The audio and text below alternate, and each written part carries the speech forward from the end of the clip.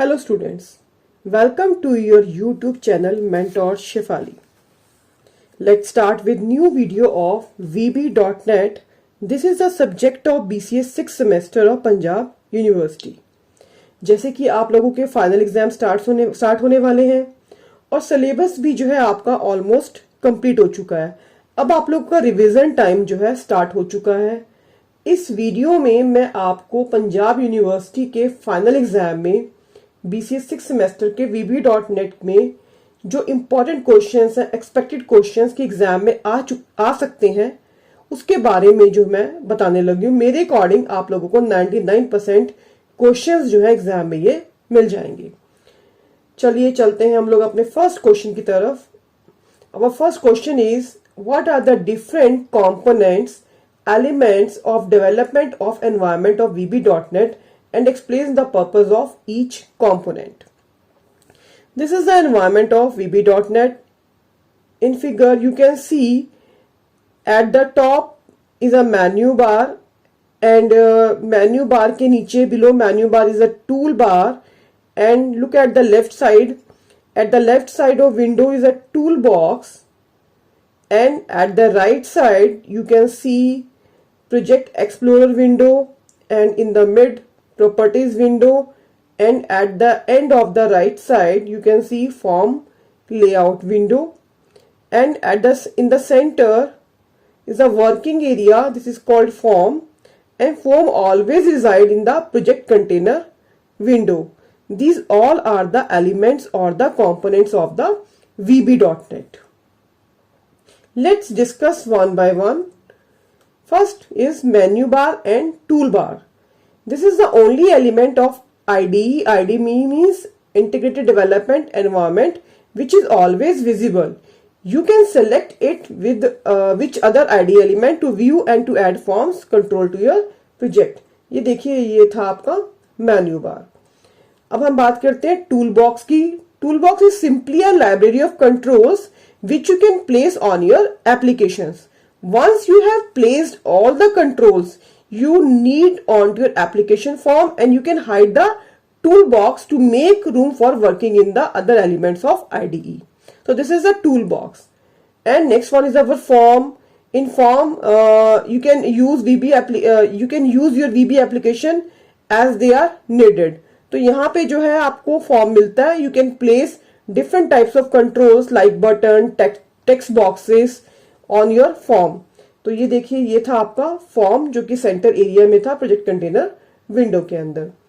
तो नेक्स्ट हम बात करते हैं property window. Property means attributes. जैसे कि आप कोई भी आप कंट्रोल लगाते हो, जैसे कि आप बटन लगाते हो, टेक्स्ट बॉक्स लगाते हो, तो उनकी प्रॉपर्टी विंडो जैसे आप उसको सिलेक्ट करोगे कंट्रोल को, उसकी प्रॉपर्टी विंडो जो है आपके सामने खुल जाएगी। लुक एट द डायग्राम कि हमने राइट साइड के अंदर ही प्रॉपर्टी विंडो बनी है। तो कोई भी कंट्रोल जो हम फॉर्म के ऊपर लगाएंगे, उसको सिलेक्ट करेंगे, तो हम लोगों को प्रॉपर्टी विंडो में उसकी प्रॉपर्टीज जो है यहाँ मिल जाएगी, और हम डिजाइनिंग के टाइम ही उसकी प्रॉपर्टीज को सेट करते हैं। हम लोगों को कोडिंग में इसको छेड़ने की जरूरत नहीं पड़ेगी, जिससे हमारा काम इजी हो जाता है। Next is the project window. This is simply a list of all the forms which make up your VB project. And the last one is code window. Code window जैसे इसका नाम है वैसे इसका काम है. Code window is used for coding. You type a code in the code window जो कि हम execute करेंगे. तो ये हो गए हमारे components, जिनको हम elements भी बोलते हैं, जो कि हमारे VB.NET environment में आप लोगों को मिलते हैं, जिनको हमने one by one डिस्कस यहाँ पर किया है।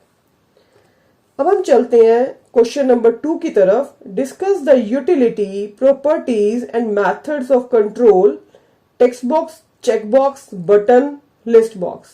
कि कुछ ये बटन्स है, हमारे कंट्रोल्स है, इनके बारे में हम लोगों को बताना है। एग्जाम में क्वेश्चन चेंज होके भी आ सकता है। यहाँ पे आप लोगों के पास कॉम्बो बॉक्स भी आ सकता है, तो आप लोग सभी कंट्रोल्स को एक एक बार देख लेना। तो सबसे पहले हम यहाँ बात करते हैं टेक्स्ट बॉक्स की।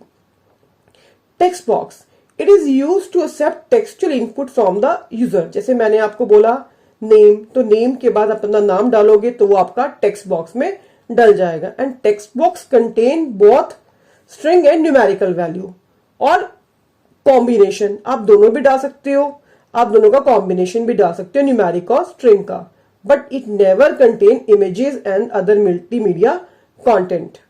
ठीक है, ये तो हो गया हमारा टेक्स्ट बॉक्स। दूसरा आता है हमारा label. It is use to show any text to the user.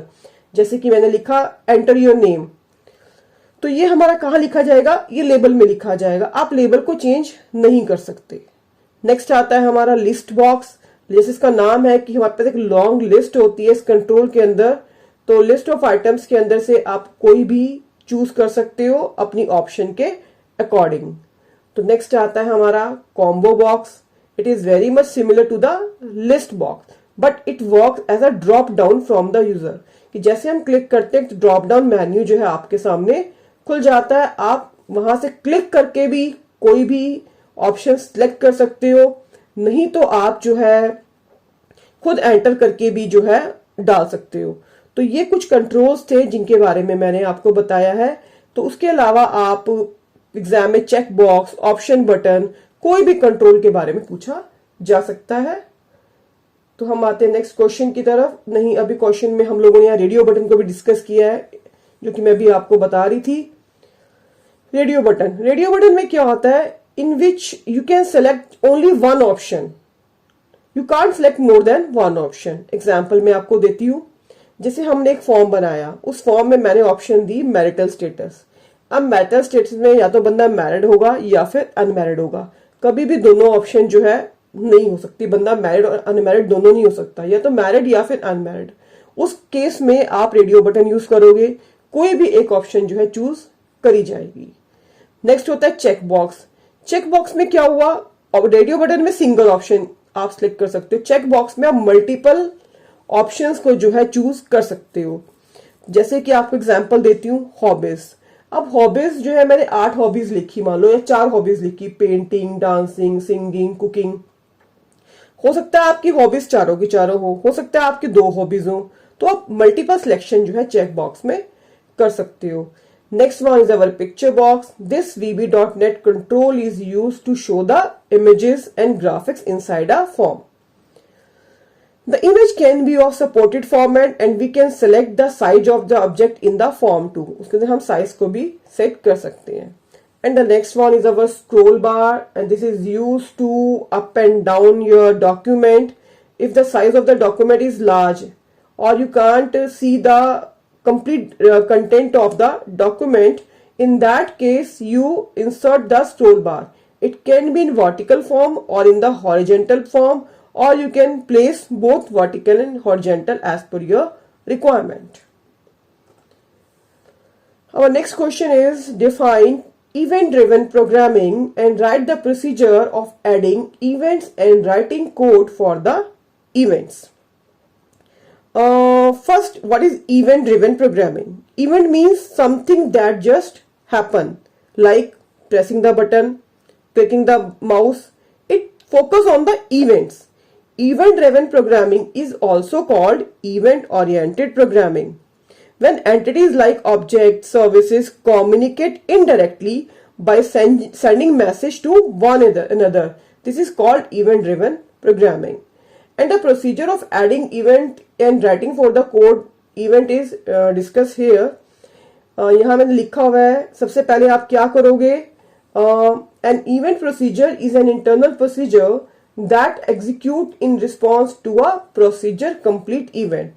इसको डिफाइन करने के लिए आपको क्या करना है, first you have to specify the name of the event procedure using the event procedure option on the run asynchronous statement that executes the request. After that, you have to define an internal procedure with the same name as the event procedure specified in the run asynchronous statement. This is the procedure of adding event and writing code for the event. Our next question is describe the various operators available in VB.NET and differentiate among procedure, function and event procedure. सबसे पहले हम लोगों को हम operators के बारे में बताएंगे, फिर हम प्रोसीजर, फंक्शन और इवेंट प्रोसीजर में डिफरेंशिएट करेंगे। Let's start. सबसे पहले हम बात करते हैं ऑपरेटर्स क्या होता है। Operator is a special symbol that tells the compiler to perform the specific logical और mathematical operation on the data value.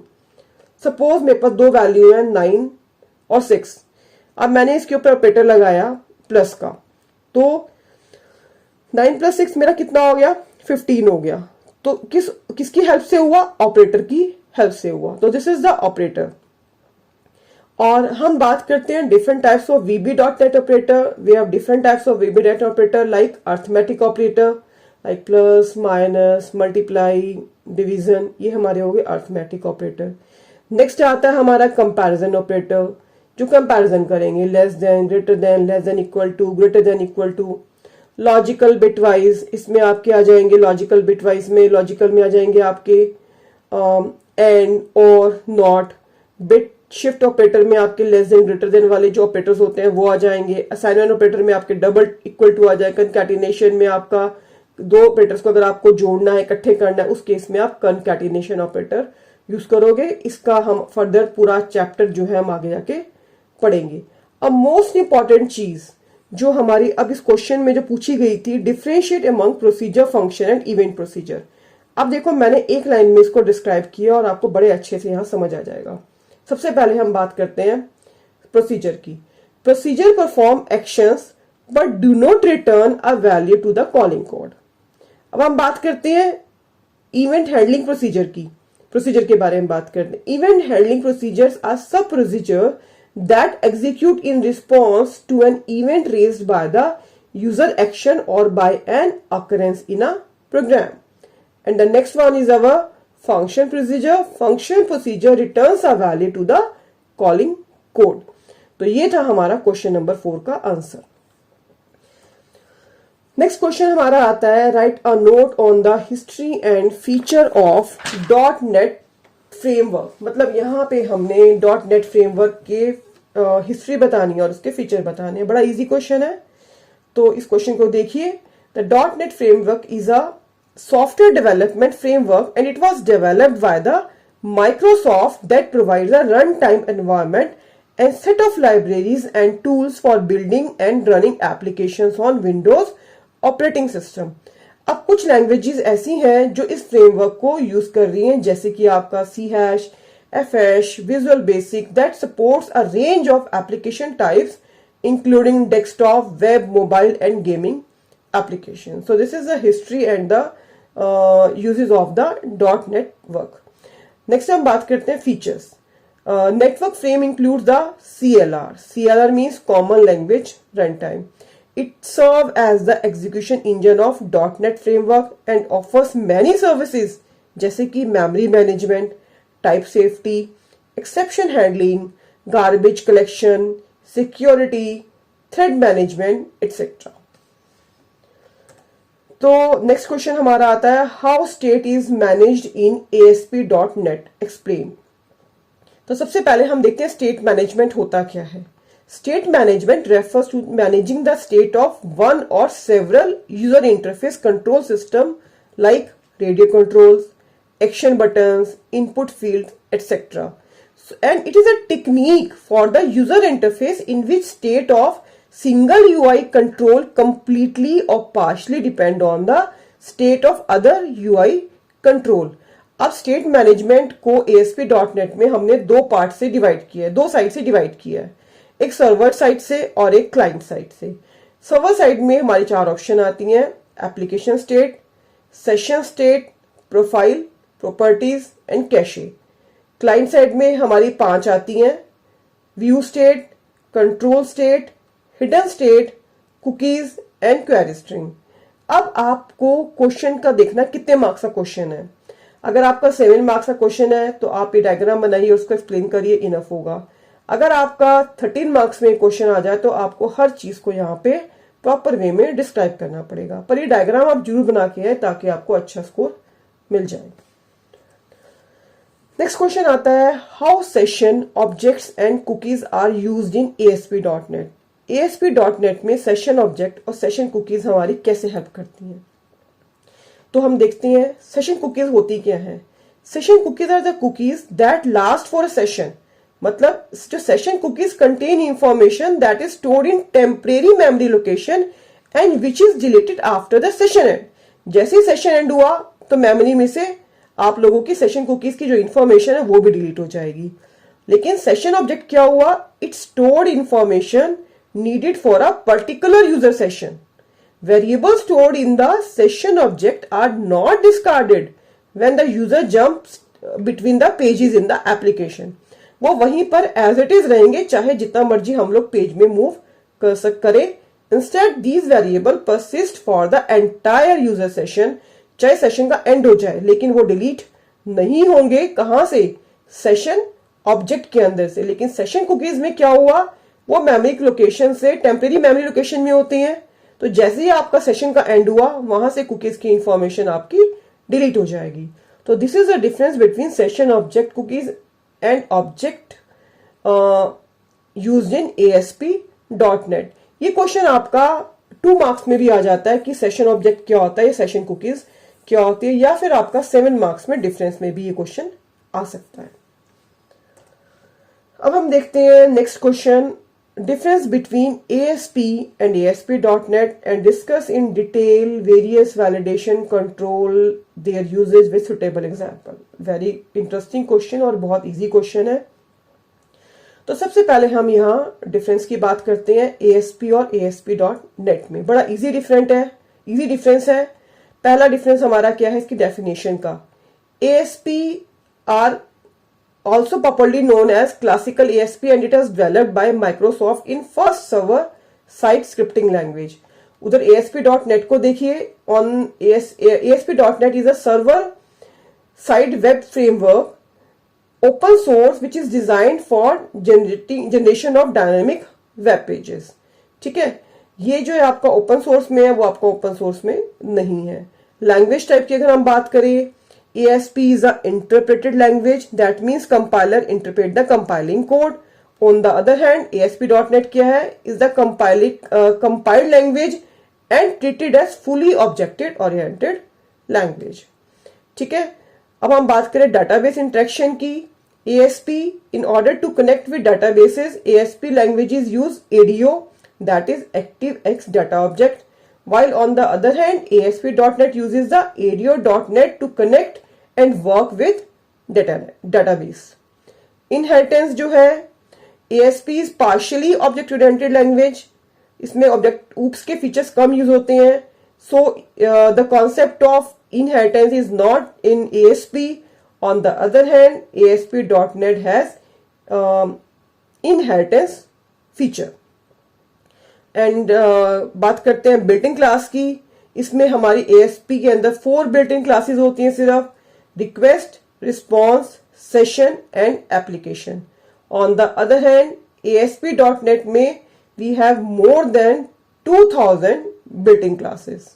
अगर हम बात करते हैं एरर हैंडलिंग की, error handling support in ASP is less efficient as compare to ASP.NET, but on the other hand ASP.NET has more efficient error handling support as compared to that in ASP। So this is the difference between ASP and ASP.NET। अब इस difference को अगर आप learn कर लेते हो, अगर exam में ASP की इंट्रोडक्शन आती है, ASP.NET की इंट्रोडक्शन आती है या फीचर्स आते हैं, तो इन्हीं डिफरेंस से जो है आप क्वेश्चन मेकअप कर सकते हो मॉडिफाई करके। अब इसी क्वेश्चन का ये सेकंड पार्ट था, discuss in detail various validation control and there uses with suitable example. तो मैंने यहाँ पर जो है इस क्वेश्चन को नेक्स्ट क्वेश्चन बना के बता दिया। वैलिडेशन क्या है, एक तरह से हम लोगों ने चेक लगा देना, this is called validation. So validation is an important process to give valid input data with proper format from the user to web form, then give meaningful information output, validate controls in ASP.NET। Example देती हूँ validation का। मैंने एक form बनाया, उसमें मैंने date of birth लिखनी है। अब डेट ऑफ बर्थ में मैंने चेक लगाया कि इसमें डेट्स डलेंगी, मंथ डलेगा, ईयर डलेगा, ये मैंने चेक लगा दिया। अगर मैं वहां चेक नहीं लगाती, वैलिडेशन ना लगाती और आप वहां पे नेम डाल देते या आप वहां पे अपना सरनेम डाल देते, एड्रेस डाल देते उस डेट ऑफ बर्थ में, तो वो मेरे लिए यूजलेस डाटा हो जाता। तो वैलिडेशन हम लोगों की बहुत हेल्प करता है फील्ड्स के ऊपर लगाने में, ताकि हमारा प्रोग्राम जो है सही तरीके से जो है अपना काम करे। तो some of the common validation controls are, मतलब कुछ वैलिडेशन कंट्रोल्स जो हम लोगों को अवेलेबल होते हैं वो कौन कौन से हैं? Required field validation control, compare validator, range validator, regular expression validator, custom validator control and validation summary. अब हम इनको वन बाय वन डिस्कस करते हैं कि कौन सा वैलिडेशन क्या काम करता है। तो सबसे पहला आता है हमारा require field validation. This control ensures that field is not empty और ब्लैंक। हमारी फील्ड जो है वो खाली नहीं होनी चाहिए रिक्वायर फील्ड वैलिडेशन के अकॉर्डिंग। ये हमारा text box, drop down list, check boxes में लगता है। कंपेयर वैलिडेटर, देखो नाम से पता चल रहा है, this control compares the value of one input control to other. It can validate passwords, जैसे हम पासवर्ड डालते हैं, ईमेल एड्रेस डालते हैं, तो वो वैलिडेट करके चेक करके जो है मैच करके काम करता है।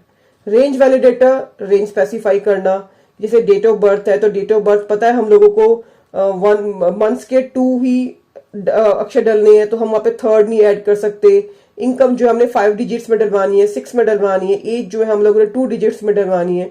इस तरह से जो है रेंज वैलिडेटर का हम यूज कर लेते हैं। नेक्स्ट आता है हमारा regular expression validator. This control checks if a value matches a specified regular expression pattern. अगर वो मैच कर जाती है तो वो आगे काम करेगा। For example, it can validate email addresses, phone number, zip codes and other input types. ये डिपेंड करता है कि आपका फॉर्म कौन सा है। नेक्स्ट आता है custom validator. This control allows developer to define their validation logic. It usually depend on the business rule. So this is the custom validator. And the last one is validation summary. This control displays a report of all the validation errors that occurred on a web page. तो ये हम लोगों ने कुछ validation controls के बारे में पढ़ा है और उनके uses के बारे में भी हम लोगों ने देखा है। तो thanks for watching my video. तो ये जो हम लोगों ने अभी पढ़ा है ये part 1 है हमारा VB.NET का। अभी हम part 2 को भी जो है आगे पढ़ेंगे। मेरी सेकंड वीडियो में पार्ट 2 आएगा। यहाँ पे ऑलमोस्ट हम लोगों ने 10 to 12 क्वेश्चन कवर अप किए हैं। 10 to 12 क्वेश्चन जो है आपको पार्ट 2 में मिलेंगे और आप मेरी वीडियो देखना, वो आपका पूरा सिलेबस जो कि है कवर हो जाएगा इन क्वेश्चंस के अंदर। थैंक यू ऑल, और ऐसे ही मेरी वीडियोस देखते रहो और मुझे मोटिवेट करते रहो ताकि मैं आप लोगों के लिए इस तरह की वीडियोस और भी लेके आऊँ। Thank you.